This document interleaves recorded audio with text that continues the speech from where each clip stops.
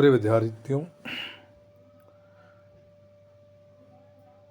स्नातकोत्तर पूर्वार्ध के सांख्यिकी के विद्यार्थियों से हम विभिन्न विषयों पर चर्चा कर चुके हैं, जिसमें अंतर्गण, बाह्यगण, सहसंबंध, प्रतिचयन। आज आपके सिलेबस से संबंधित स्थानिक वितरण और उसके माप पर हम चर्चा करेंगे, जिसमें निकटतम पड़ोसी विश्लेषण, नियरेस्ट नेबर एनालिसिस टॉपिक पर चर्चा होगी।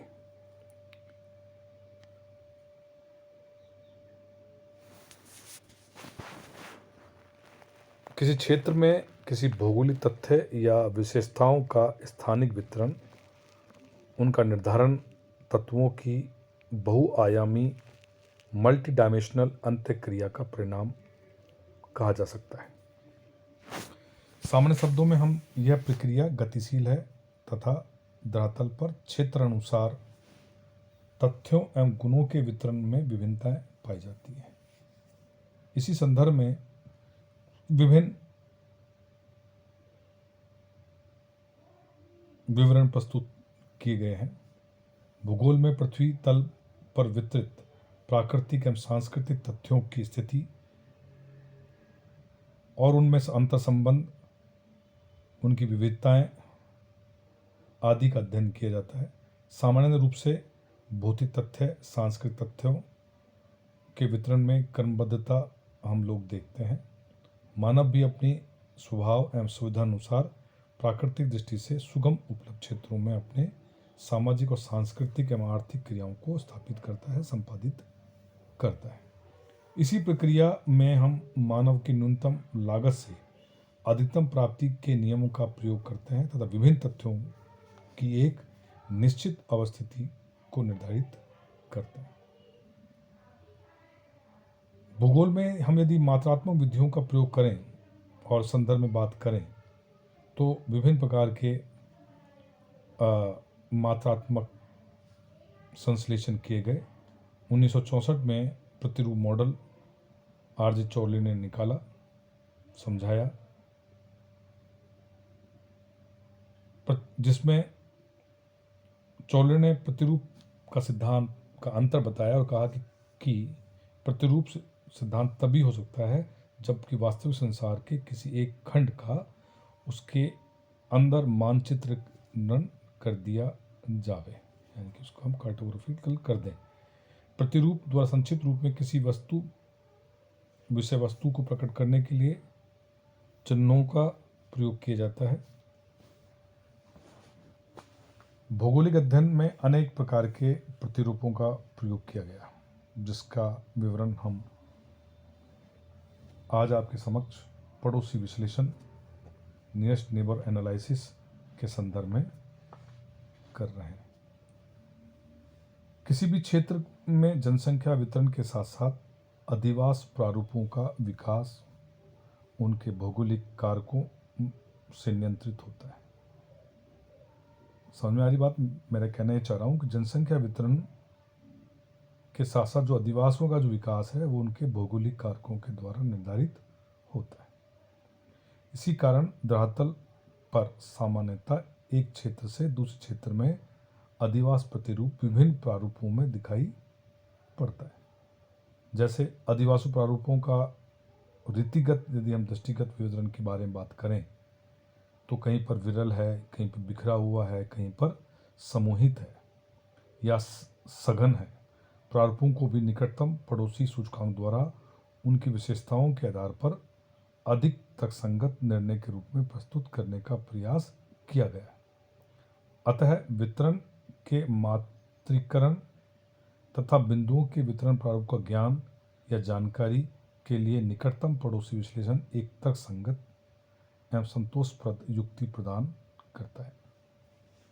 निकटतम पड़ोसी विश्लेषण विधि का सर्वप्रथम उपयोग क्लार्क और इवांस ने किया और इन्होंने यह समझाने का प्रयास किया कि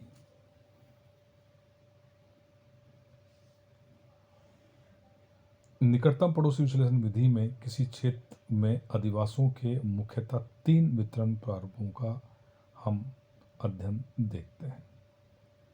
वो यूनिफॉर्म है, समरूप है, आपको एक जैसा दिखाई देगा सब जगह।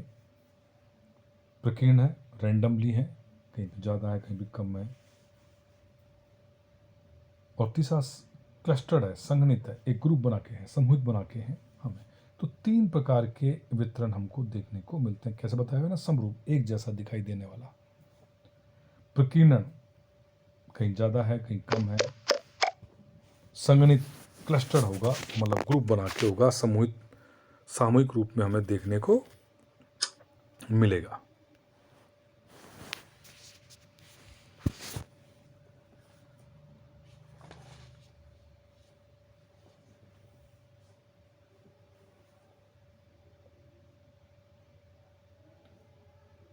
सांख्यिक विधि के आधार पर हम बात करें तो प्रत्येक बिंदु और उसके निकटतम पड़ोसी बिंदु के बीच की दूरी के मापन के साथ बीच की दूरी के मध्य गणना की जाती है। मैं फिर आपसे को दोबारा रिपीट करूं समझ को। इस विधि में बिंदु समूह की व्यवस्था की गई है। द्विआयामी टू डायमेंशनल रूप में प्रतिरूप का माप प्रस्तुत करते हैं। इस विधि में प्रत्येक बिंदु एवं उसके निकटतम पड़ोसी बिंदु के बीच की दूरी के मापन के साथ बीच की दूरी के मध्य की गणना की जाती है। अतः निकटतम पड़ोसी विश्लेषण विधि एक बिंदु से उसके निकटतम पड़ोसी बिंदु के बीच दिशा का ध्यान रखे बिना दूरी मापन से संबंध है, जिसका आरेख EF में दर्शाया गया है। EF में दर्शाया गया है। इस संदर्भ में मैं आपसे अलग चर्चा करूंगा। 2 स्केच बनाए हैं मैंने, जिसमें हमने इन विषयों को समझाने का प्रयास किया है, जिसका उल्लेख मैं आगे के वीडियो में करूंगा। यह विधि क्षेत्रीय वितरण में बिंदुवत या अधिवास वितरण प्रारूप को व्यक्त करने की मात्रात्मक विश्लेषण विधि है।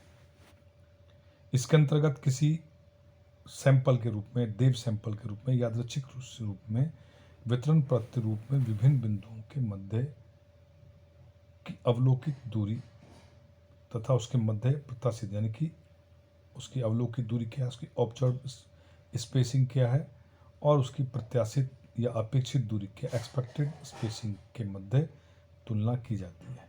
अतः प्रत्याशित दूरी एक यादृच्छिक रैंडम प्रतिदर्श की गहनता की जानकारी देती है तथा अवलोकित दूरी सभी बिंदुओं की या स्थानों के मध्य की दूरी को स्पष्ट करती है।